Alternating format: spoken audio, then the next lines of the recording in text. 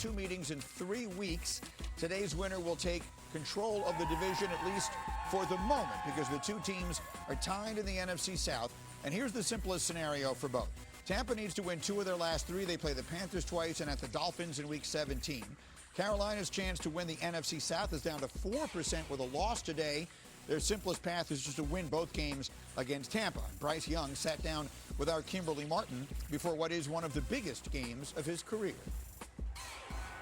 3 years ago, we're in this building, your rookie season, talking about the massive expectations that came along with being the #1 overall pick. I'm super grateful for the organization, for them taking a chance on me and believing in me. It's Young on the run, throws intercepted. Ladies and gentlemen, Jamarcus Russell wasn't even that bad. Bryce Young is done in Carolina.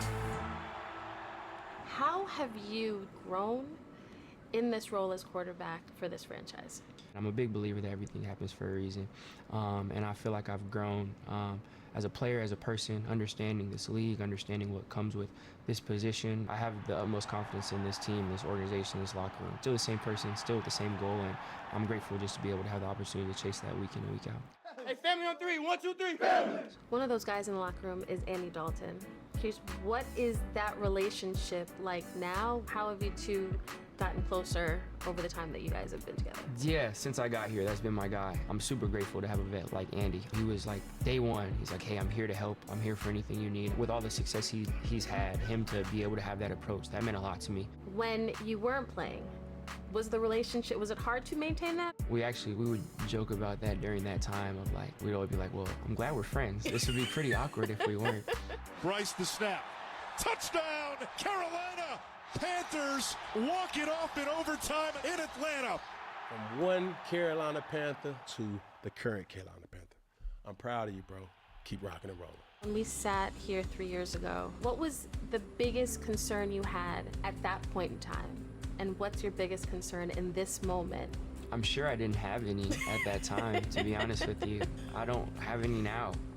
And that doesn't come from a place of arrogance. There's gonna be ups and downs in life. There's gonna be ups and downs in this journey, but I'm trying to be as consistent in the stuff that I know and feel is right. And I trust that's gonna take me where I need to be. Jeff Darlington is in Carolina for us in the game today. Jeff, how are both these teams approaching what is a critical divisional game?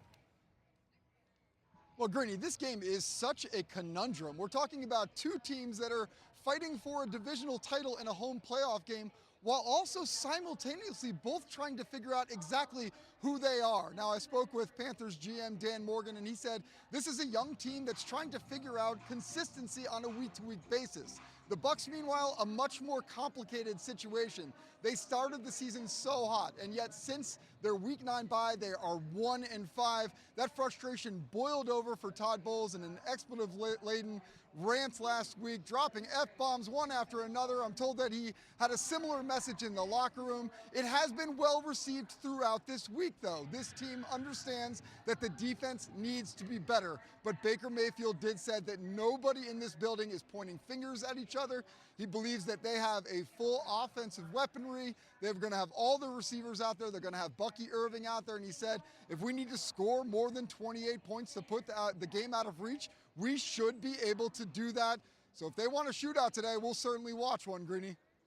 Right, so many different angles on this game. Jeff, thank you very much. And Randy, I know you put together some tape. The rookie wide receiver, Emeka Egbuka, was the talk of the entire league in the early part of the season, but now it's his counterpart, Techiaro McMillan, for Carolina, who is really playing great. AKA T-Mac. One thing about him, Greeny, you do the draft, coming out the draft, all they talked about was his big catch radius. And ladies and gentlemen, you talking about a rookie showing up for his organization, for his young quarterback.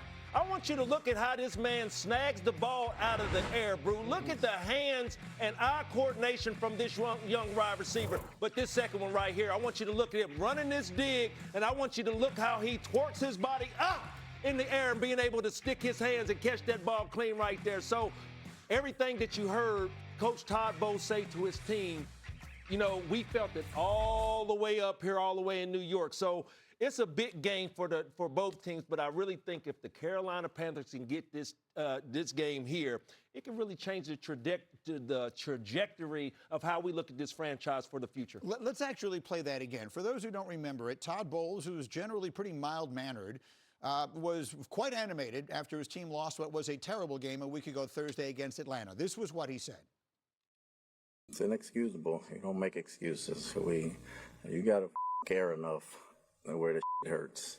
You gotta care enough where the shit hurts. It gotta mean something to you. It's more than a job. It's your livelihood. Yeah, and when I heard Jeff Darlington say it was well received in the locker room, that wouldn't be well received in my locker room. I mean, that's personal right there. And there's a lot of things like we've all been on the sideline, and coaches have said, hey, whatever is said out there, don't take it personally. Right.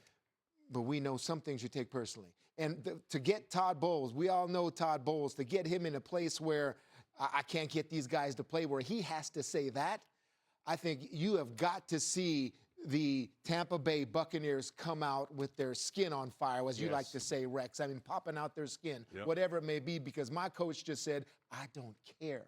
And it's something that veteran players for the Bucs should take personally. This is a team that's used to winning the division, used to being in control. They were in control until that Week 9 bye. And all of a sudden, what, 1-5 since that time? And Todd Bowles had it up to here.